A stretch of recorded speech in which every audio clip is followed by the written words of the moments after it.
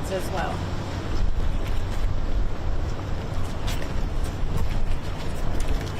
Good afternoon. My name is Kathleen McElvain. This is my husband, Clark.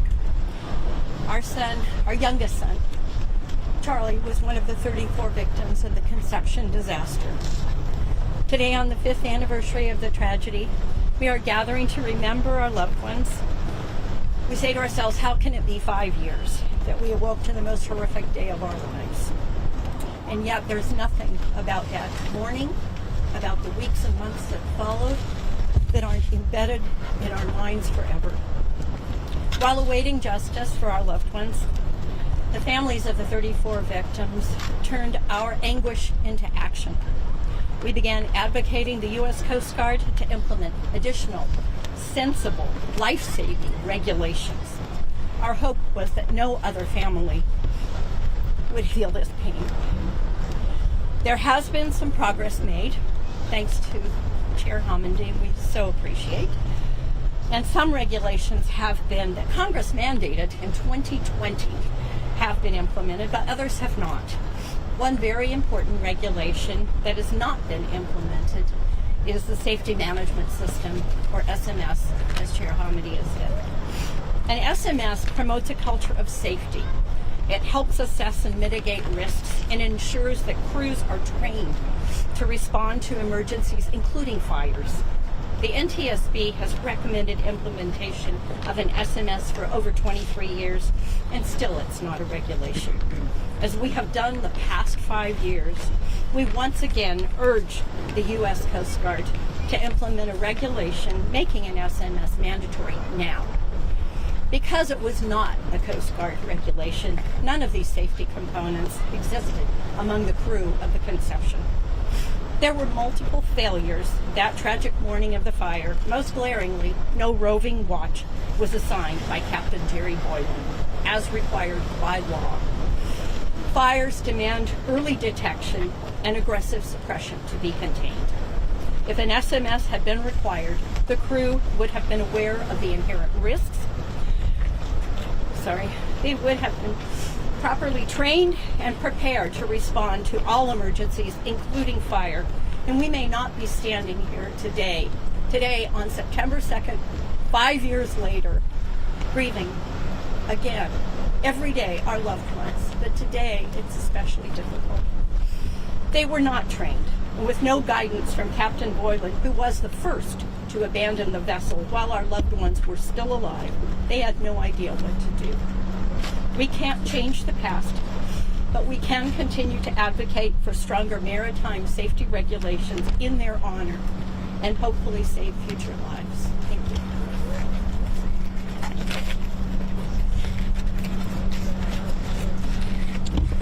I want to see if others would like to make a comment at all. I don't want to overlook anyone.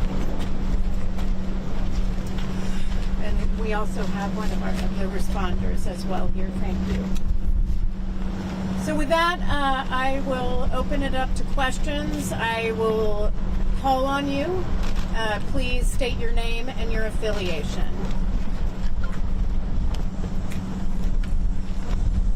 Yes, ma'am. I'm with KYT News Channel 3, and I was actually in the Channel Islands Harbor when they were finding out that how fatal this was. And someone brought it to my attention that you could have videos to make sure a night watchman is being watched by someone on land. Is that even something that you guys have talked about? So that is required right now by the Coast Guard. Congress mandated it. The Coast Guard implemented it through an interim final rule. However, we've asked them how they are enforcing that and waiting for information on their enforcement. And could you reiterate, so many people don't believe it's a trash can. They believe it was too much plugged into an old boat, like many garage fires are started. Could you reiterate what you believe? Well, the NTSB did substantial analysis. The question is on what started the fire. The NTSB did a lot of analysis. We ruled out many things. And it came down to us concluding it was either electrical, a trash can where there may have been smoking, with cigarettes or something in it, but more than likely lithium-ion batteries that were charging in the salon at the time from the photography equipment, the diving equipment, phones, etc. Hello, Yes, sir. John Patrick Lewis, ABC 7, Los Angeles. Can you go over what changes have occurred in regulations over the last 5 years? And are local boating companies instituting their own voluntary measures that you know of? What safety standards have come into play since the 2019 tragedy? Congress mandated that the Coast Guard take action.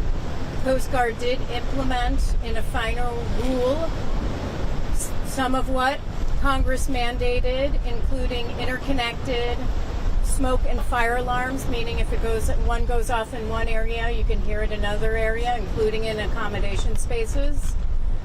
Implemented a secondary egress for emergencies that is not in the same location as the primary exit.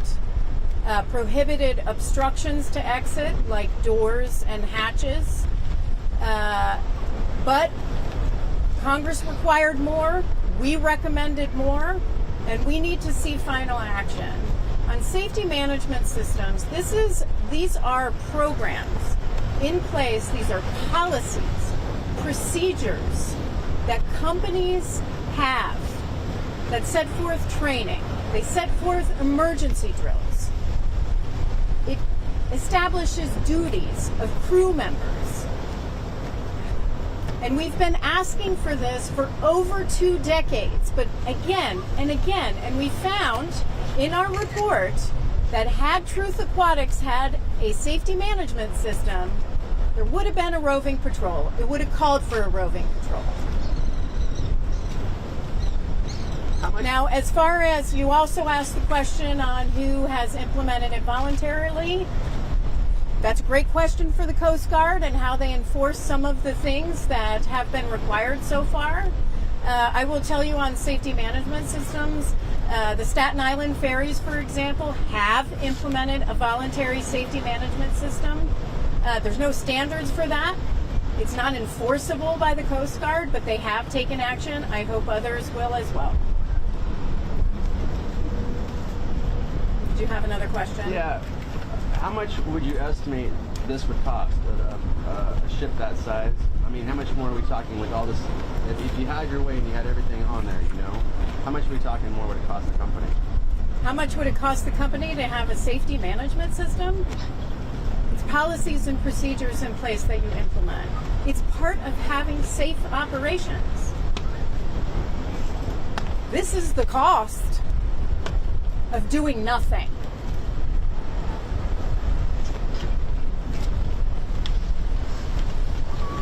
I have one more. There's been a big accident, you know, off the seas that took a billionaire and his daughter. Did that bring this to the forefront before this 5th anniversary for you? You're speaking, the question was on the tragedy in Italy? Yes. No, I am in constant contact with the families. For me, I was on scene. This is not just something that the NTSB wants. This is not a job for me. This is a passion.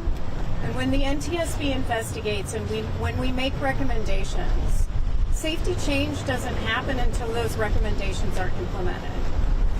And that's what we're calling for. We exist to save lives. And so we're going to continue.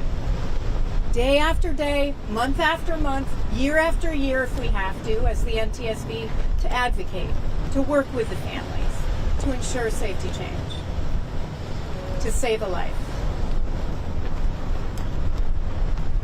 Yes, ma'am. Rebecca Caraway with News Talk. Has the Coast Guard given you a reason on why these changes haven't been implemented? The question is, has the Coast Guard given us a reason on why they have not implemented safety management systems or SMS? We do not know. I do not know. But here we are, over 20 years later, from our first recommendation on passenger vessels involving ferries. Then we expanded it to all passenger vessels, including small passenger vessels, in 2013. We've done it time and again. How many times do we have to do that? There's no excuse for it taking this long. No reason. Others? And Jennifer, what would you say to the public about them viewing what vessels they get on? The question is, what would I say to the public about getting on small passenger vessels or passenger vessels? Like anything, there's a risk, and you have to evaluate that. But here's the thing. When you get on a small passenger vessel, what are you thinking about? You're thinking about, is a life jacket available? Do I have that? Of course you're thinking of that. That's what anyone would. You're not thinking about, is there a fire alarm that's going to go off? Are they going to hear it in the sleeping berth, 2 levels up from me? You're not thinking about, have they done emergency drills? Have they had the right training? Do they know they have to have a roving patrol? Families don't even know that they have to have a roving patrol. You shouldn't have to. You should not have to know this. And so that is where the federal government has failed. If the companies aren't going to do it, who's there to protect safety? In this case, the U.S. Coast Guard, the Department of Homeland Security. They are the last line of defense here. You shouldn't have to worry about that when you're a family or you're taking any of these excursions. You should not have to worry, are my kids going to come home tonight? Is my husband going to come home tonight? Is my wife going to come home tonight? Is my sister going to come home tonight? My brother, my son, my daughter. You should never have to worry about that. I am begging the Coast Guard to take action, for the Secretary of Homeland Security to intervene. We cannot have another one of these. We cannot see another death. When was your last meeting with them, and what's the dialogue been like? I mean, what's the holdup? The NTSB meets with the Coast Guard regularly. We have, the question is, what's the holdup? When did we last meet with them? The NTSB meets with the Coast Guard regularly to see what they're doing on our recommendations. We have a safety recommendations team and a safety advocacy team. And they say they're working on it, but we have no idea what stage this is in. What they issued was an advance notice of proposed rulemaking. What we're waiting for is eventually a final rule, but that's when the regulation gets implemented.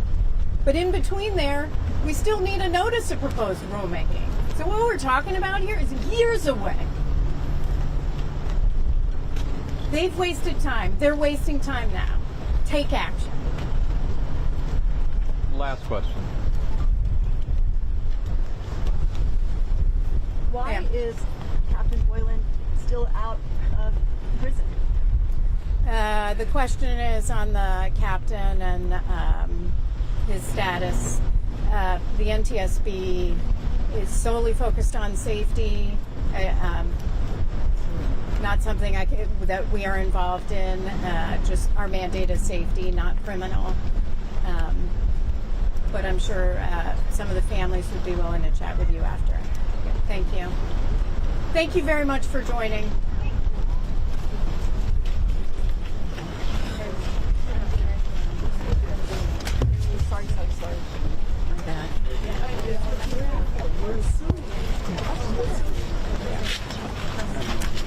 Sorry.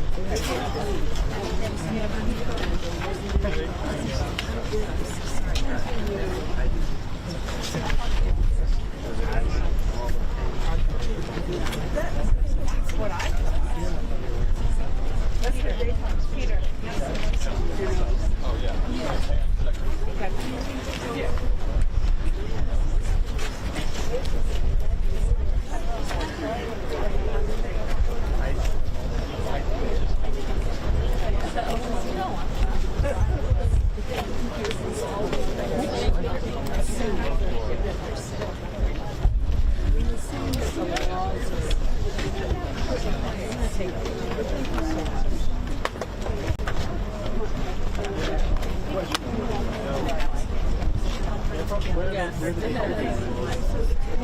Still photography. My Irishman's got a show too. Yeah, my mic's up there. Okay. Do I turn off the light now? I'm kind of cold. Let's just Thank you so much.